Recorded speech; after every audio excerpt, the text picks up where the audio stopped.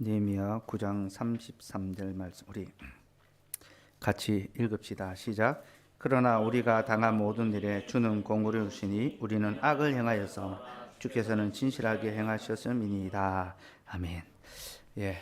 오늘 한 해 마지막 이제 주일을 보내면서 하면 좋겠다 싶습니다. 오늘 우리 신앙고백서 9장 할 차례였는데요. 오전 설교도 9장과 연결됩니다.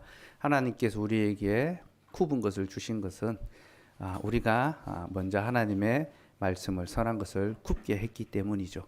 우리가 하나님의 선한 것을 굽게 할 수 있는 것은 하나님이 우리에게 자유의지를 주셨기 때문입니다. 곧 우리가 스스로 무언가를 선택할 수 있는 그런 의지, 그런 능력을 주셨기 때문에 인간이 이제 악을 행하고 만 것이죠. 그래서 모든 왜곡된 구분 것들이 우리의 삶에 들어와서 우리를 고통스럽게 했습니다. 그래서 9장 자유의지 우리 한번 읽어봅시다. 1항에서 5항까지 시작. 하나님께서는 인간의 의지에 본성적 자유를 부여하셨다. 의지는 강요받지 않으며 본성의 어떤 절대적 필연성에 의해 선이나 악을 행하도록 결정되지도 않는다. 무죄 상태에서 인간은 하나님 보시기에 선하고 하나님께 기쁨이 되는 것을 원하고 행할 자유와 능력을 가지고 있었다. 그러나 인간은 가변적이어서 그 상태에서 타락할 수 있었다. 인간은 죄의 상태에 빠짐으로 구원을 수반하는 어떤 영적 선이라도 행하려는 의지의 모든 능력을 전적으로 상실했다. 따라서 자연인은 이 선을 전적으로 싫어하고 죄 안에서 죽었기 때문에 스스로의 힘으로 회심하거나 회심에 이르도록 준비할 수 없다. 하나님께서는 죄인을 돌이키셔서 은혜의 상태로 옮기실 때 죄 아래에 있던 본성적 속박으로부터 그를 자유롭게 하시고 오직 자신의 은혜에 의해서 그가 자유롭게 영적으로 선한 것을 원하고 행할 수 있게 하신다. 그러나 그는 자신에게 남아있는 부패로 인해 선한 것을 완전하게 원하거나 선한 것만을 원하지 않을 뿐 아니라 도리어 악한 것을 원하기도 한다. 인간의 의지는 영광의 상태에 있을 때만 완전하고 불변하는 자유를 얻어 오직 선만을 향하게 된다. 읽기만 하셔도 대략 이해를 하실 겁니다. 신앙고백서는 자유의지를 별도의 장, 하나의 장으로 따로 다룹니다. 그 이유는 하나님 인간을 자유로운 존재로 만드셨다. 그러니까 인간의 그 존귀함, 처음 지음받을 때 인간의 상태가 어떤지를 아주 귀하게 중요하게 여기는 것이고요. 그리고 예정론이 운명론이 아니라는 것을 보여주기 위해서 따로 다룹니다. 그러니까 예정론을 이야기하니까 다 작정된 거 아니냐, 다 운명대로 가는 거 아니냐, 또 하나님이 계획하신 대로 가는 거 아니냐라고 그렇게 이제 생각해 버리고 우리의 어떤 행함이나 우리의 의지는 아무 필요 없는 것처럼 그렇게 공격하는 이들이 있습니다. 근데 하나님이 사람에게 먼저 자유의지를 주셨습니다. 인간이 스스로 할 수 있는 능력을 주신 거죠. 그래서 이것은 운명론적인, 예정론하고 운명론은 다릅니다. 운명론은 만들어진 그대로 될 수밖에 없는 거고, 예정론은 우리의 연약함과 우리의 실수와 우리의 잘못에도 불구하고 하나님께서 합력하는 선을 이루시고 우리의 구원을 완성하신다. 그게 예정론입니다. 그러니까 전혀 다른 개념이에요. 그걸 이제 또 설명하기 위해서 자유의지를 이제 따로 다루고 있습니다. 자유의지의 핵심은 하나님께서 인간을 자유로운 존재로 만드셨다는 겁니다. 그러니까 어떤 것을 구애받지 않는, 그러니까 조종하지 않는, 그러니까 인간은 하나님께 조종받는 그런 인생이 아닙니다. 인도받는. 그러니까 부모가 자녀를 이제 돌아볼 때에 조종하지 않잖아요, 그렇죠? 어떤 부모도 조종하지 않습니다. 물론 이제 그렇게 하도록 가스라이팅을 이제 하죠. 근데 선하고 좋은 가스라이팅을 할 수 있습니다. 인도하고, 지도하고, 돕는 거죠. 하나님 우리를 그렇게 인도해 가시지 우리를 조종하지 않습니다. 자유로운 존재로 만드셨습니다. 그래서 인간은 선을 행할 수도 악을 행할 수도 있었습니다. 하지만 인간은 스스로의 선택으로 악을 행합니다. 그러니까 선을 행할 수도 있고 악을 행할 수도 있는데 악을 선택했습니다. 그리고 타락한 후에는 인간은 부패한 본성으로 인해 선을 행할 능력을 전적으로 상실하고 맙니다. 그래서 선을 행할 수도 있고 악을 행할 수도 있는데 악을 행한 다음에는 인간 안에 선을 행할 능력이 상실되고 말았습니다. 그래서 인간에게는 이제 자유의지가 아니라, 그러니까 자유의지로는 구원을 받을 수가 없습니다. 그러니까 행위로, 어떤 율법의 행위라든지 이런 것을 행함으로 구원 얻을 길이 없다라는 겁니다. 오직 하나님의 은혜, 하나님의 은혜가 필요하게 되었고 하나님께서 죄인들을 돌이켜 죄의 속박에서 자유롭게 하실 때, 그러니까 죄로 말미암아 우리가 자유를 상실해 버렸기 때문에 우리의 의지는 부패한 의지로 나아갈 수밖에 없습니다.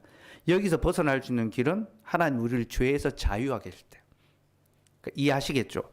처음 우리에게 자유의지를 주셨던 진정한 자유입니다. 선을 행할 수도 있고 악을 행할 수도 있습니다. 근데 악을 행하고 난 다음에 우리의 자유는 죄에 속박돼 버렸습니다. 그러니까 죄 안에 갇혀 있기 때문에 우리는 이제 선을 행할 의지가 상실돼 버렸고 악을 행하며 살아가는 거예요. 근데 하나님께서 죄인들을 불쌍히 여기셔서 이제 죄에서 자유해 주십니다. 우리 구원을 해방이라고 하잖아요.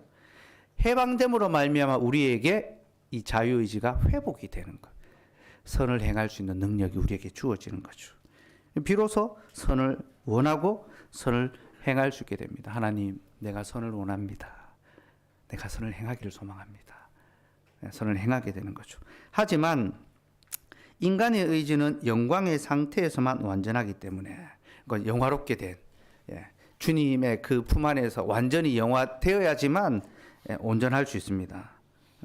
중생한 자, 그리스도를 믿고 구원받은 자 안에는 여전히 죄의 부패함이 남아있죠. 그래서 우리가 구원받았지만 악을 원하기도 하고 행하기도 합니다. 그래서 우리가 부끄러운 일을 행하고 범죄하기도 하고 뒤로 물러나기도 하잖아요. 그죠? 이제 그런 거를 볼 때 내가 구원받은 자가 아닌가 이런 두려움이 들기도 하지만 여전히 우리 안에 죄의 본성, 부패한 본성이 남아있기 때문에 아직 영화롭게 되지 않았기 때문에 그렇게 또 죄를 원하는 삶으로 나아갈 수 있구나. 하지만 중생한 자들은 선을 행할 수도 있기 때문에 악을 멀리하고 선을 가까이 할 수 있어야 되겠죠. 거기서 우리의 자유의지가 작동이 되는 거예요. 하나님 안에서 이제 선한 의지로 나아갈 수 있도록 우리를 이제 지켜야 되는 거죠. 그래서 제가 오늘 설교 말미에 키프리아누스의 고백을 이제 좀 나눴는데요. 고대의 교부들이 다 그런 삶을 살았습니다. 아주 명예로운 또 아주 또 고위직이 있었고 또 아주 향락적이고 또 쾌락적인 삶을 추구했는데 그리스도를 만나고 난 다음에 온전하고 깨끗하고 정결한 삶을 이제 살아가는 삶으로 바뀌었거든요. 악이 억제되고 선을 행하는 경향이 더 커지게 되는 거죠. 자유의지는 8장 중보자 그리스도와 10장 효력 있는 부르심. 그러니까 하나님이 우리를 구원으로 부르실 때 그것은 반드시 이루어진다. 효력 있는 부르심이다. 이제 그 사이에 위치해 있습니다. 그래서 구원이 인간의 의지나 선택이 아니라 하나님의 불가항력지 은혜로 말미암다는 사실을 깨닫게 해줍니다. 그러니까 자유의지가 있지만 우리가 스스로 중보자 그리스도를 택하는 것이 아니라 하나님이 우리를 불러주실 때, 구원의 삶으로 불러주실 때 비로소 우리에게 구원이 이루어진다. 이제 그걸 순서적으로 그렇게 이제 보여주고 있는 겁니다. 이 자유의지는 인간의 사중 상태에 따라서 영향을 받습니다. 그래서 우리 신앙고백서가 인간을 네 가지 상태로 구별을 해요. 첫째는 무죄의 상태, 창조 그 상태죠. 선을 행하거나 악을 행할 자유가 있는 그런 상태입니다. 근데 범죄했습니다, 그죠? 근데 죄의 상태입니다. 선을 행하지 못하고 오직 악을 행하는 삶을 살아갑니다. 하지만 하나님이 우리를 구속해 주셨습니다. 은혜의 상태. 선을 원하고 행하지만 악을 원하고 행하기도 하는 그 둘 사이에 끼어 있는 거죠. 사방이 몸에 끼어 있는 것처럼 누가 나를 건져줄까. 나는 마음으로는 선을 원하지만 내 육체로는 악을 행한다. 화로다 나요. 이제 그런 어떤 고백을 이제 하는 것처럼 선을 원하기도 하지만 악을 원하기도 하는 그런 상태가 은혜의 상태입니다.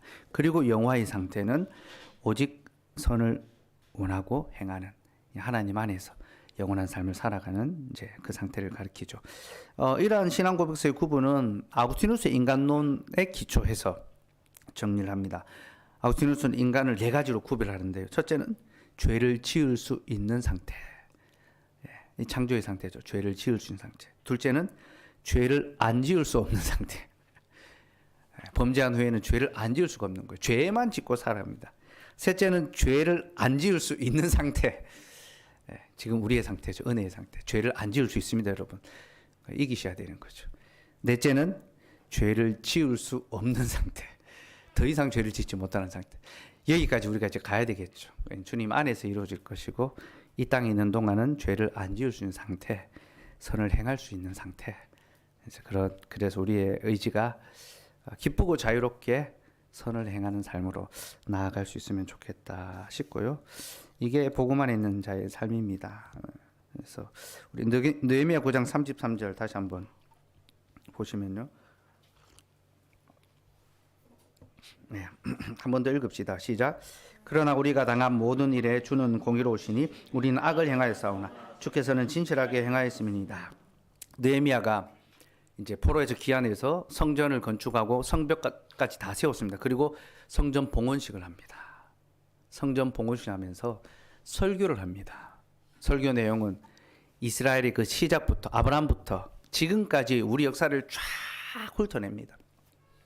하나님 우리를 어떻게 부르셨고 우리를 어떻게 세우셨는지 그 역사를 쭉 훑어내며 회고하는데 핵심은 하나님이 우리를 그렇게 사랑하시고 때마다 시마다 우리를 불러주셨는데 우리는 항상 악을 행하였다.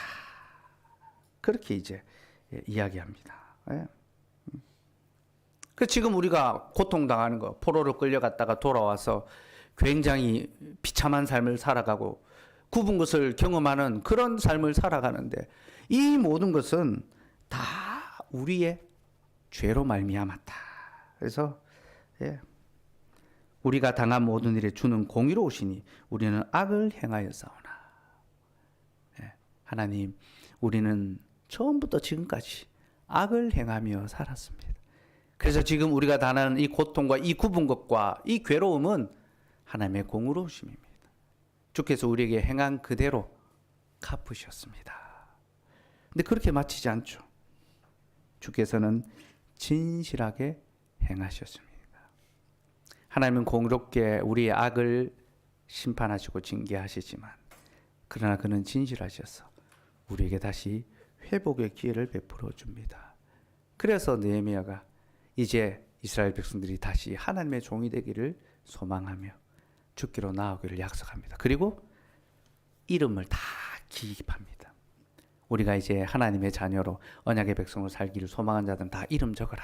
이름 날이는. 그래서 10장에는 이제 이 언약에 인봉한 사람들 이름이 쭉 나오죠. 그렇죠? 그리고 새 이스라엘의 역사가 시작이 됩니다. 여러분 이게 우리의 어떤 삶의 원리라는 것을 기억했으면 좋겠습니다. 오전에도 말씀드렸지만 우리는 인생의 굽은 것을 겪으며 살아갈 수밖에 없습니다. 그 굽은 것은 우리의 범죄함 때문이죠. 우리는 항상 악을 행하였지만 그러나 하나님께서는 우리의 악을 악으로 갚지 아니하고 선으로 갚아주시고 진실하게 우리를 대해 주심으로 우리에게 다시 기회를 주시고 굽은 것을 바르게 펼 수 있는 은혜를 베풀어 주셨습니다. 여러분 올 한 해를 돌아보면서 많은 굽어진 것들, 어려운 것들 돌아보면서 또 그 가운데 우리가 멸절되지 않도록 진실하게 하나님께서 붙드셨다, 지키셨다. 다시 기억하고 감사하고 또 새로운 한 해를 맞으면서도 진실하신 하나님 앞에 이제 악을 멀리하고 선을 행하는 그런 삶을 살아갈 수 있기를 함께 소망합니다. 우리 하이델베르크 요리문답 같이 문답하고 우리 같이 기도해 찬양하도록 합시다. 26문 전능하신 성부 하나님 천지의 창조주를 나는 믿사오며라고 고백할 때 당신은 무엇을 믿습니까? 우리 주 예수 그리스도의 영원하신 아버지께서 아무것도 없는 중에서 하늘과 땅과 그 가운데 있는 모든 것을 창조하셨고 또한 그의 영원한 작정과 섭리로서 이 모든 것을 여전히 보존하고 다스리심을 믿음 그의 아들 그리스도 때문에 나의 아버지가 되심을 나는 믿습니다. 그분을 전적으로 신뢰하기에 그가 나의 몸과 영혼에 필요한 모든 것을 채워주시며 이 눈물 골짜기 같은 세상에서 당하게 하신 어떠한 악도 합력하여 선을 이루게 하실 것을 나는 조금도 의심치 않습니다. 그는 전능하신 하나님이시기에 그리하실 수 있고 신실하신 아버지기에 그리하기를 원하십니다. 하나님께서 이 눈물 골짜기 같은 세상에서 당하는 어떠한 악도 합력하여 선을 이루십니다. 올 한 해 우리가 당했던 그 모든 악을 선으로 바꾸실 것을 기대합시다. 27문 하나님의 섭리란 무엇입니까? 섭리란 하나님의 전능하고 언제 어디나 안 미치는 능력으로 하나님께서 마치 자신의 손으로 하듯이 하늘과 땅과 모든 피조물을 여전히 보존하고 다스리시는 것입니다. 그리하여 잎새와 풀, 비와 가뭄, 풍년과 흉년, 먹을 것과 마실 것, 건강과 질병, 부와 가난, 참으로 이 모든 것이 우연이 아니라 아버지와 같은 그의 손길로 우리에게 임합니다. 여러분, 하나님의 섭리가 무엇입니까? 좋은 것을 주시고 복을 얻는 것만이 섭리가 아닙니다. 비와 가뭄, 풍년과 흉년, 먹을 것과 마실 것, 건강과 질병, 부와 가난, 이 모든 것, 형통한 날이나 공고한 날이나 그 모든 것이 하나님의 섭리 아래 있습니다. 형통할 때는 감사하고 공고할 때는 하나님의 도움을 구하는 것, 그게 하나님 섭리 아래 있는 자들이죠. 특별히 하나님께서는 우리의 인생이 굽어지고 고통스러운 것을 통하여 더욱 하나님을 바라보게 합니다. 그럼 어둠이 있어야 그 다음에 빛이 비치는 것입니다. 피렌체에 가면 빛의 도서관이라는 도서관이 있습니다. 제가 저번에 말씀드렸는데 미켈란젤로가 만들었는데요. 르네상스 시대에 빛의 어떤 이 형상을 그림화하는데 1층은 창문이 하나도 없습니다. 깜깜합니다. 그리고 2층은 온통 창으로 다 되어서 환합니다. 근데 1층에서 2층으로 가는 계단이 있습니다. 미켈란젤로는 그것을 통해서 사람이 빛으로 나아가려면 반드시 자신이 어둠이란 걸 알고 어둠을 통과해야 된다. 여러분, 우리가 구분 일을 당해서 죄와 비천 가운데 고통하고 신음하고 아파할 때 우리는 비로소 우리에게 구원이 필요하다는 것을 깨닫게 되고 구속자가 필요하다는 것을 발견합니다. 그리고 빛이신 하나님을 소망하게 되죠. 밝은 대낮에 햇빛이 떠오르면 그게 무슨 의미가 있습니까? 그죠? 어두운 밤에 아침에 태양이 떠오를 때에 빛이 어둠을 밝혔다는 것처럼 우리의 삶이 너무나 어둡고 비참하고 고통스러울 때에 그리스도께서 한 줄기 빛을 비추시고 어둠 위에 빛이구나. 주의 말씀이 우리의 영혼을 살리고 비추고 회복시키는, 그게 하나님의 섭리 아닙니까? 그죠? 올 한 해도 주께서 우리에게 그렇게 역사하셨고 섭리하셨고, 내년 이제 내일부터 시작하는 2024년도도 어둠 가운데 또 빛을 비추어 주실 것입니다. 그래서 지금 새해를 생각할 때에 소망할 것이 별로 없고 기대할 것이 없고 걱정과 염려밖에 없다 하더라도 그 어려움과 염려와 걱정을 통해서 더욱더 비치심, 의로운 해가 떠올라서 치료의 광선이 우리에게 비친다. 송아지가 외양간에서 뛰는 것처럼. 예. 그 말씀 옛날에 우리 목사님들이 아프면 맨날 그 말씀으로 기도하고, 허리 아프면 맨날 그 말씀으로 해서 송아지처럼 뛰라면서 막 했는데 안 낫더라고요, 허리가 그렇게. 그래서 이 복음 안에서 그 말씀을 보니까 모두 굽어진 것을 바르게 펴므로 우리의 관계를, 우리의 삶을 회복해 가시는 하나님의 은혜가 그 안에 담겨 있죠. 정말 이 어떤 뭐 치료하는 그것과 비교가 안 되는 엄청난 복음이에요. 그죠? 네. 빛이신 그리스도께서 매주일마다 하늘의 빛으로, 영혼의 빛으로 우리의 영혼을 비추어 줄 수 있기를 소망합니다. 그 하나님의 섭리를 믿는 것이 우리에게 유익인 것을 고백합시다. 하나님께서 모든 것을 창조하시고 섭리로서 여전히 보존하심을 아는 것이 우리에게 어떤 유익을 줍니까? 우리는 어떠한 역경에서도 인내하고 형통할 때에 감사하며 또한 장래일에 대해서도 우리의 신실하신 하나님 아버지를 굳게 신뢰, 어떠한 피조물이라도 우리를 하나님의 산에서 끊을 수 없으리라 확신합니다. 모든 피조물이 완전히 하나님의 손 안에 있으므로 그의 뜻을 거슬러 일어나거나 되는 일은 하나도 없습니다. 우리 하나님께서 우리를 그 손에 붙드시고 지키십니다. 우리가 모든 것을 잃어버려도 하나님의 사랑 안에 있는 우리는 결코 잃어버리지 않는다라는 것 기억하고 위로와 소망을 얻도록 합시다. 우리